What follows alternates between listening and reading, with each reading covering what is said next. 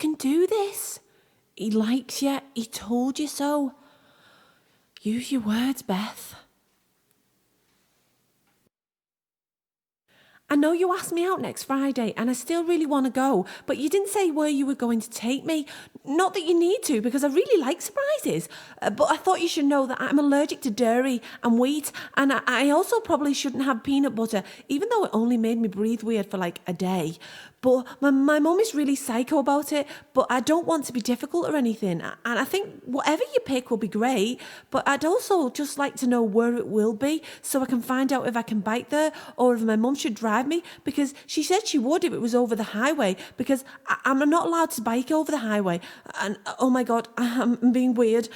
Okay, I'm sorry. Never mind. See you at school. Okay, thanks. Sorry. Bye. Oh my God. I can't believe how stupid that sounded. Shut up, Beth. You are such a moron. Beth, why are you like this? Ugh. Okay. Oh, you're so stupid.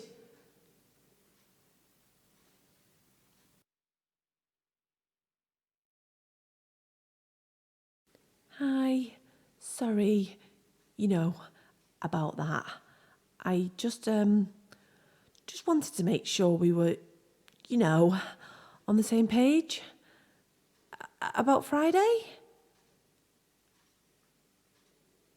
Anyway, I know I should have just texted you those questions, and I totally understand if you don't like me anymore, but just don't say anything right now. Just take this. And just mark yes or no and give it back to me in homeroom, and I'll just see you then, okay? Thanks. Sorry. Bye.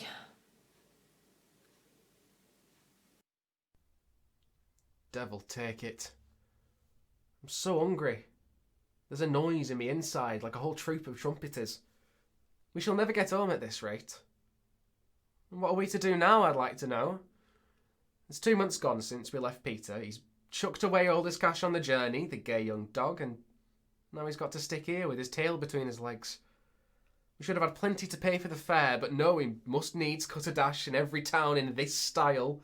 Hey, Ossip, go and engage me the best room they've got and order the very best dinner they can cook. I can't stand anything cheap and nasty, and I must have the best. I mean, anything reasonable wouldn't have mattered, but for an ordinary copying clerk to go on like that, and he goes and he makes friends on the road, he plays cards, gets rocked of course. I'm sick of this sort of life. Really, it's better in our village. I mean, it's not so much going on, but there's less to worry you. You lie the whole while over the stove and eat tartlets. Still though, there's nothing like life in Peter, and that's a fact, there's no denying it. All you want is money. And then you live like a lord, theatres, dancing dogs, everything. And everybody talks so polite. It's really almost like being at court. I mean, you go to the Shuck and Bazaar, and the shopkeepers call you my lord, and you sit with the shinovniks on the ferry boats, and if you want company, you can go into a shop, and an agent will tell you there what's going on with the army, and about all the stars in the skies, just as if you had them in your hand. Then an old officer's wife will try and flirt with you, or a pretty chambermaid will give you such a look. Hey, you dog. What deuced fine manners they have too. You never hear any disrespectful language. And they always say you to you, and if you don't want to pay, well, you needn't. Every house has got a door open, you can just pop in and the devil himself couldn't catch you. There is one objection though. Sometimes you get first class feed, and sometimes you're starved, as we are now. And it's all his fault. What's to be done with him? The old man sends him money, enough to rub along with, and what for? Why, he goes on the bust with it. His droshky says every day, go and get a theatre ticket, and look at him in a week, and he has to pop his new tailcoat. Another time he parts with everything to his last shirt, except perhaps an old coat or a worn-out cape. So help me, it's the truth. Selling such beautiful English cloth. Every dress suit costs him 150 rubles, and he lets his uncle have it for 20. And I won't speak of his breeches. Can never get a buyer. And what's it all for? I mean, why? Because he's never at his business, and Instead of attending his duties, he gallivants along the prospect and goes off card playing. Oh, if the governor only knew it. He wouldn't stop to think that you're a chinovnik. He'd lift you up by your shirt tail and whip you so you wouldn't feel sore for a week. If you have duties, you ought to attend to them. And here's the landlord now. He says he won't let you have anything unless you pay beforehand. So if we don't pay, oh, good lord, for a little ski. I bet everyone else has had a square meal. Hello? Oh, there's a knock. He's coming.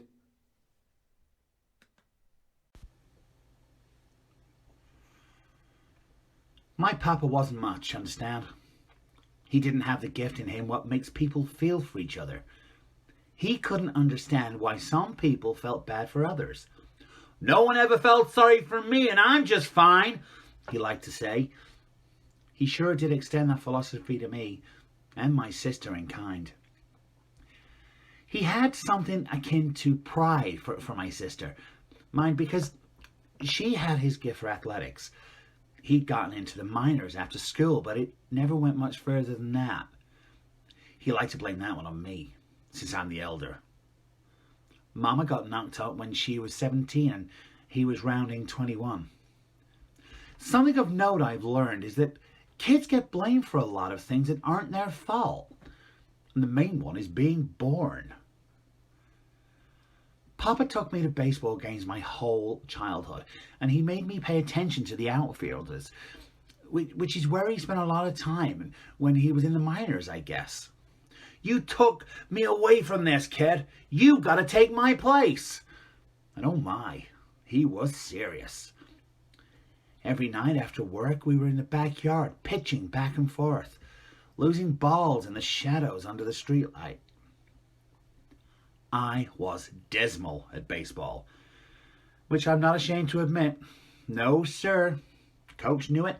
I knew it. And near everyone at my high school knew it. Papa got his wish that I spent a lot of time in the outfield, but that was really more to keep the other players safe from my pitching. I never heard Papa yelling during my games, but I am told that much of it was inappropriate for a family-friendly venue. Me? All I felt was a strange mix of fear of disappointing him and pleasure that he came at all. Everyone knew by then how much he wanted me to be good. You could tell how bad I was by how drunk he got during a game.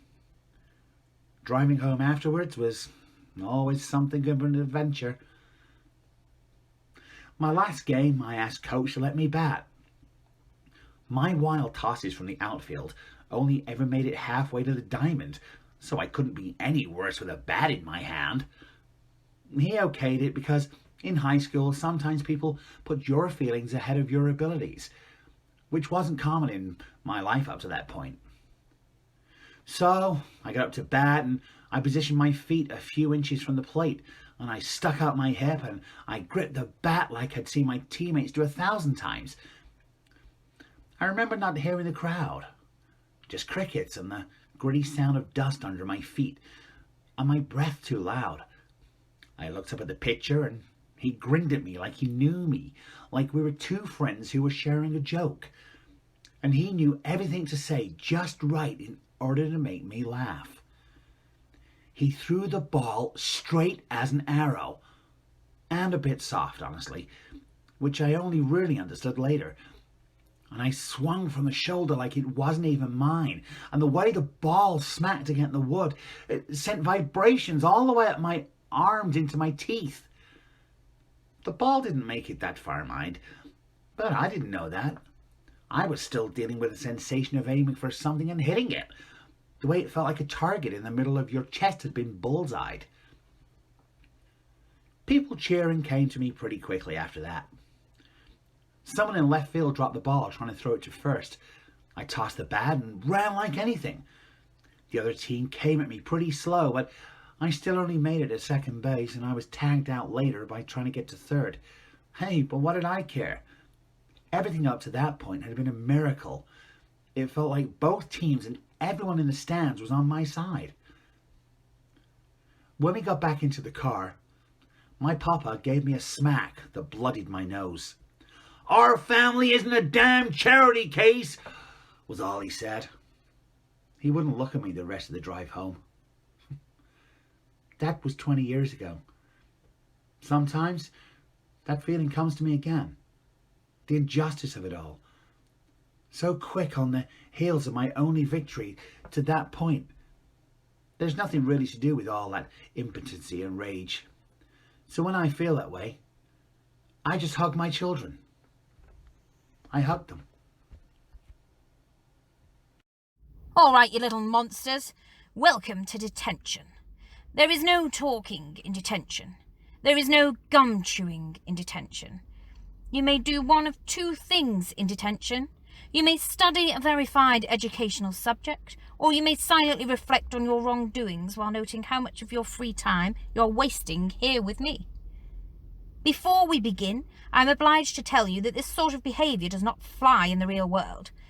If you want a job or a promotion or, Lord help you, a girlfriend or boyfriend, you have to put in effort. Maybe you think if you don't try too hard, you'll never hit the major milestones and you can stay young forever.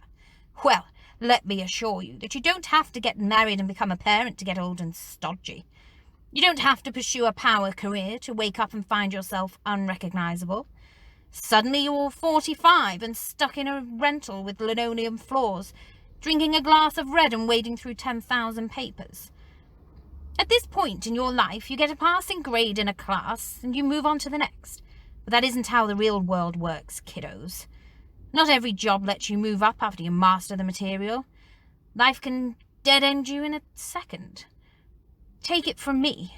Some adults around here spend more of their time in detention than you do.